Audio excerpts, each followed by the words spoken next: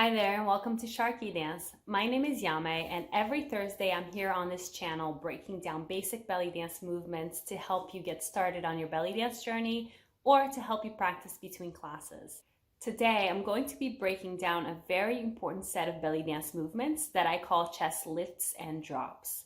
So without further ado, let's just get up and get started. Let's begin by finding our basic belly dance posture with the feet about hip width apart. The knees soft so that we can lengthen the tailbone down and keep our pelvis in a neutral position. We stack our ribs over our hips, our head over our shoulders. Our chest is open but relaxed. Our shoulders are in a neutral, relaxed position, and our ribs are relaxed. For chest isolation movements like what we're doing today, I like to start my beginner students with hands on hips, either here or right on the top of our thighs, because it helps to isolate the upper body from the lower body this way. This is something that helps in the beginning, but we want to let go of it later on once we get the hang of the movements. So we will start with hands on thighs right here, keeping the shoulders relaxed, down in a neutral position. And on an inhale, see if you can lift the chest up and exhale into neutral. When first starting to learn this movement, I do like to use the breath to help access the movement, but that is also something that we have to let go of once we get the hang of the movement. But for now, using your breath to expand and lift the chest and exhaling into a neutral position. As you continue to practice this movement, a couple of things to watch for are that, first of all, the pelvis is stable. So I'm moving from the waist up without moving the lower back, without moving the hips. So the body is going to want to do something like this, but we want to instead really stabilize the lower body and move just from the waist up. Another thing that might happen is pulling the shoulders back, so pulling the shoulder blades together to try to drive the movement, and that is also something that we don't want to do. So we want to keep our shoulders exactly where they are and move the chest without moving the shoulders.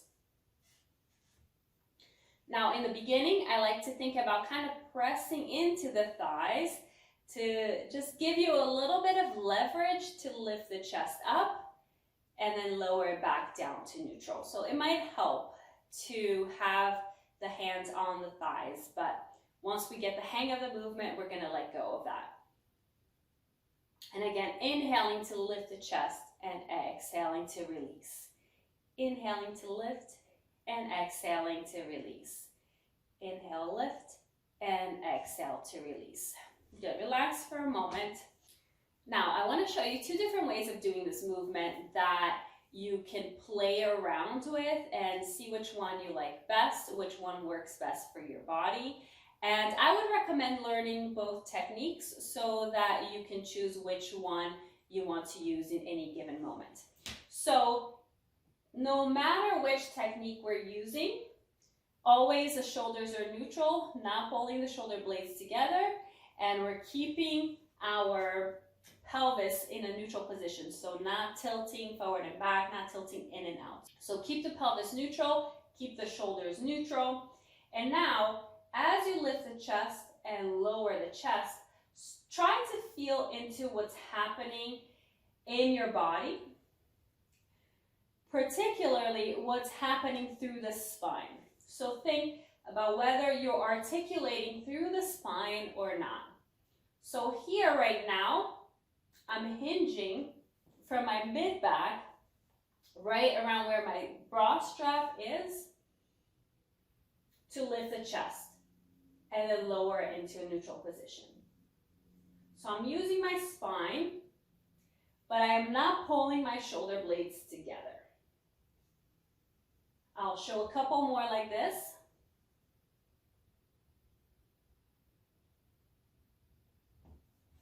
I'll show you from the diagonal and from the front. So that is one way of doing chest lifts and and drops. Another way of doing chest lifts and drops is to use more of the abdominal muscles and your rib cage muscles to expand the ribs and the chest outward and upward without hinging from the spine. So this time, keep your spine neutral and stable and use your inhale to spread your ribs wide and up, and then the exhale to release. Keeping in mind, your ribs start from around where your waist is, and they go all the way up to where your collarbones are. So we think of the rib cage as being just this area, but really your ribs span this whole area from your waist all the way up above your chest. So when you're inhaling, think about spreading your ribs out and up, all of your ribs, not just this area here. So that is going to allow you to lift the chest. So I'll show you a couple of those. So inhaling and exhaling into neutral. Inhaling to widen and lift the ribs, and exhaling into neutral. I'll show you from the side.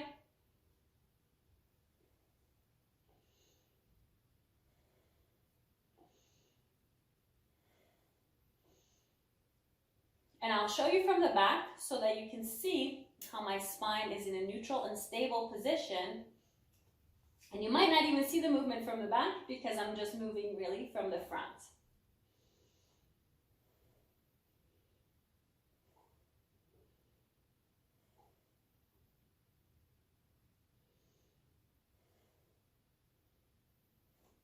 I'll show you from the side again.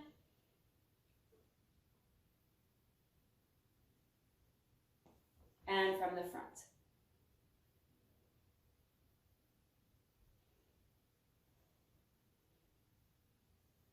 This is a great technique, and this is mostly the technique that I've been using for chest lifts and drops lately. And I learned this from an amazing dancer named Sharazad. She's an American dancer living in Cairo. I'm gonna link her website in the description below because I absolutely love the content that she puts out there, and I highly, highly recommend it.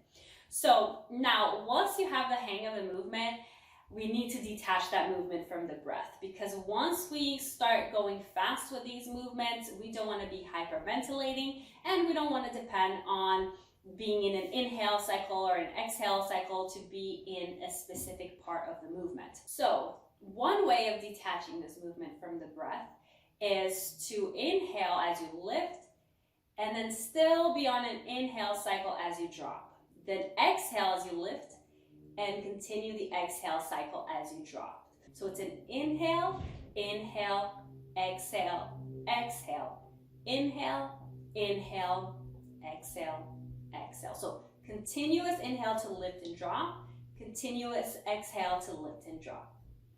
So continue that, detaching the breath from the movement and watching that the pelvis is neutral, the shoulders are neutral. And once you have the hang of that, you can let go of the hands. Keep the hands down by your sides. A little bit of a flaring out through the elbows. Length through your fingertips. And you can try this also with the arms out to the sides. Very soon in the future, I'm going to do a video on different arm positions and arm paths so that you can practice those with any of the movements that we've gone over so far. But for now, arms out to the sides, or down framing the hips, or if you still need that little bit of leverage, hands on upper thighs will work just fine. Let's just do a couple more of any technique that you prefer. And then let's release, let's shake it all out. And take a deep breath in. And breathe all the way out.